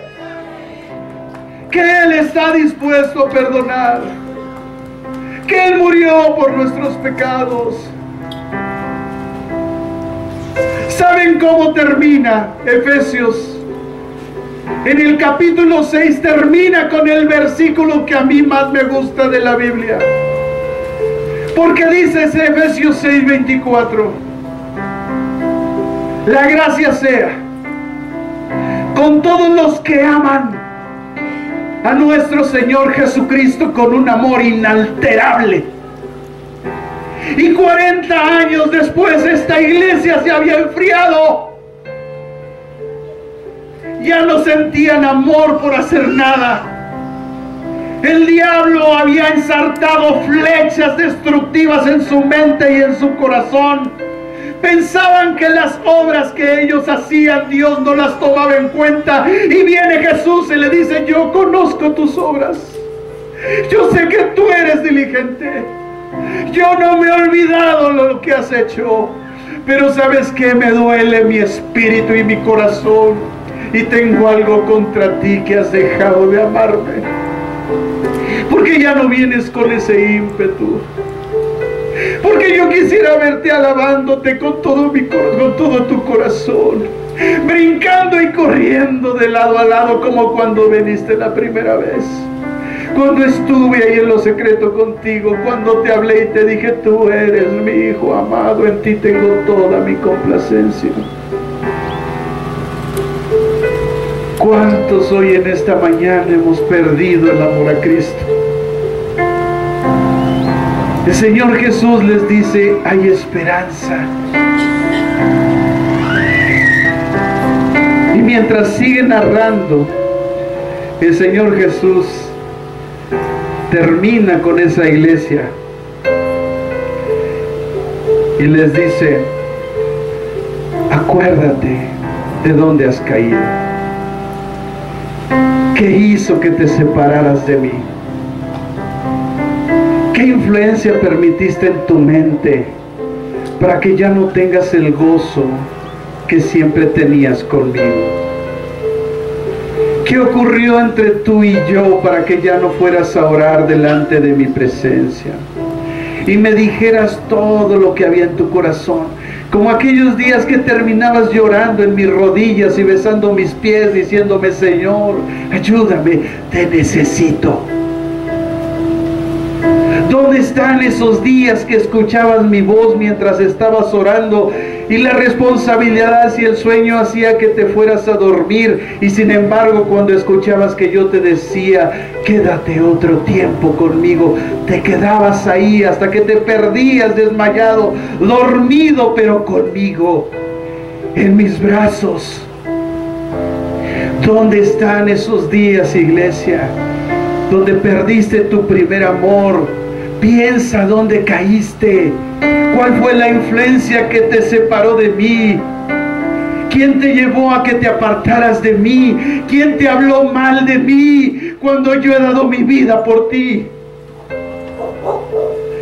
Le dice el Señor: arrepiéntete y haz las primeras obras, pues si no, no me vas a dejar otra opción.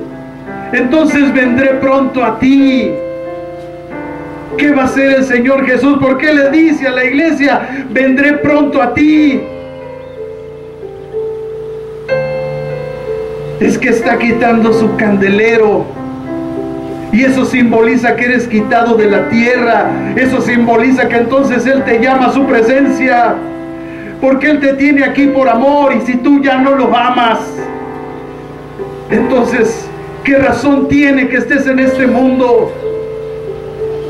Por eso es grave lo que pasa en esta iglesia. Y es la primera. Ni siquiera hemos llegado, porque pareciera que viene una degradación. Entre cada iglesia y iglesia hay una degradación. Gracias a Dios hay dos iglesias que están intermedias, a las cuales Dios no les reclama nada y les dice: gracias porque ustedes existen. Pero los que estamos en esa posición, los que en esta mañana están en esa posición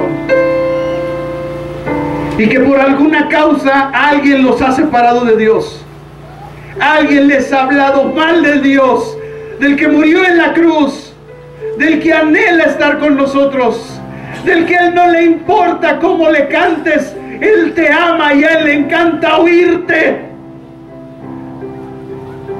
Que de aquel que hemos abandonado en la oración, que de aquel que sigue esperando que nosotros vayamos y le contemos lo más íntimo, y que le digamos: Señor, no puedo con este pecado, ayúdame. Señor, cambia mi mente y mi corazón, porque estoy pensando que todo el mundo me odia, que todo el mundo me rechaza.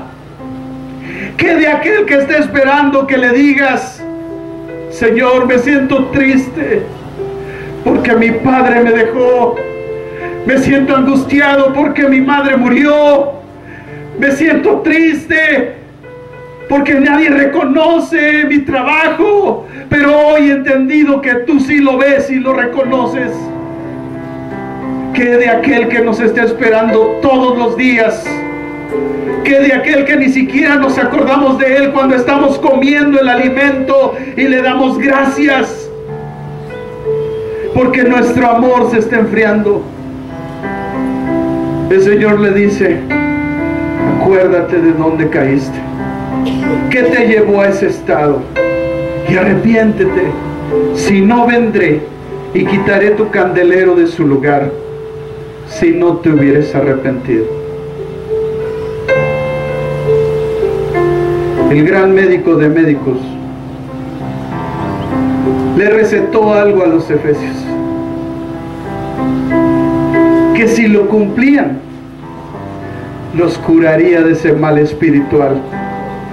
Para mí, el más gran mal espiritual, que es dejar de amar a Cristo. Yo no me veo no amando a mi Cristo.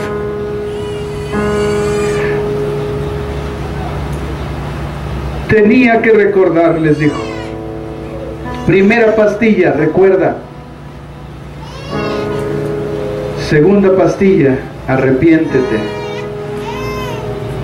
Tercera pastilla, haz las primeras obras. Regresa a lo de antes. Antes estabas bien, porque no había sido contaminado tu corazón. No había venido una persona chismosa a hablarte mal de mí. Porque al decirte que aquí en esta iglesia hay una bola de hipócritas, no está hablando de ellos, está hablando de mí. Porque yo soy el Señor de la iglesia. Esta iglesia tenía pecados.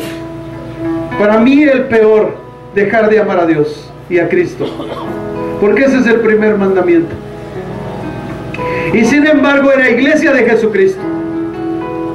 Y pudieron haberles dicho a esta iglesia: sí, ustedes sirven muy bien, sí, cantan muy bien, sí hacen, pero son unos hipócritas. Y dice Cristo: no hablaron de ustedes, hablaron de mí. Porque yo soy el espíritu de la iglesia.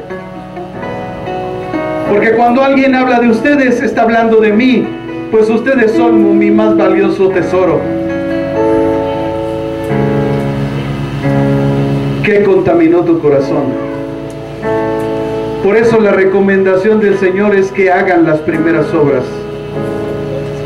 Y no le dejan otra al Señor que mandarles una advertencia, y les dice que si ellos no cambiaban su actitud, si no se arrepentían, entonces Él los llevaría, quitaría el candelabro. ¿Para qué sirve una lámpara si no alumbra? ¿Para qué sirve un hijo de Dios si no alaba a Dios? Cuando nosotros somos hechos para la alabanza de su gloria.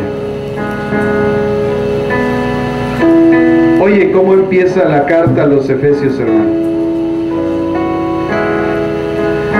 Bendito sea el Dios y Padre de nuestro Señor Jesucristo, que nos bendijo con toda bendición espiritual en los lugares celestiales en Cristo, según nos escogió en Él antes de la fundación del mundo, para que fuésemos santos y sin mancha delante de Él. Por su amor Aquí la primera palabra de amor que existe en esta carta, por amor, nos predestinó para ser adoptados hijos suyos. Si esas palabras no pueden motivar nuestro corazón para cambiar, hermanos, si la enseñanza que hemos visto a través de esta iglesia, porque siempre les he dicho, amados hermanos, que es muy sabio aprender de nuestros errores, pero es más sabio aprender de los errores de otros. Y esta iglesia cometió un grave error: dejar de amar a Dios, dejar que el enfriamiento fuera más poderoso que su amor a Dios. A mucha gente no le ha alcanzado su cristianismo, ni su Cristo, ni su amor a Cristo. Tan es así que ya andan en el mundo. Ya andan otra vez con el cigarro, con el alcohol, con la droga. Otra vez andan en la perversión. Otra vez andan sumidos en todas esas situaciones del mundo que hay, porque no les alcanzó su amor. Porque tal vez nunca se detuvieron a valorar lo que tenían en Cristo. Y tal vez no se acordaron de cada día de su existencia darle gracias de donde nos sacó. Y ese es el primer gran error de la primera iglesia de Apocalipsis. Dejó de amar a la más grande fuente del amor, que es Jesucristo. Juan había escrito una carta antes de Apocalipsis y dijo: mirad cuál amor nos ha dado el Padre para que seamos llamados hijos de Dios. En el Evangelio de Juan, en el capítulo 3, dice: de tal manera amó Dios al mundo, que ha dado a su Hijo unigénito, para que todo aquel que en Él crea no se pierda, mas tenga vida eterna. El amor de Dios trajo la vida eterna a nuestro corazón. Y a muchos de nosotros se nos ha olvidado ese amor. Y servimos porque alguien nos manda, pero no lo hacemos por amor. Y ahí es, amada iglesia, donde todos tenemos que regresar.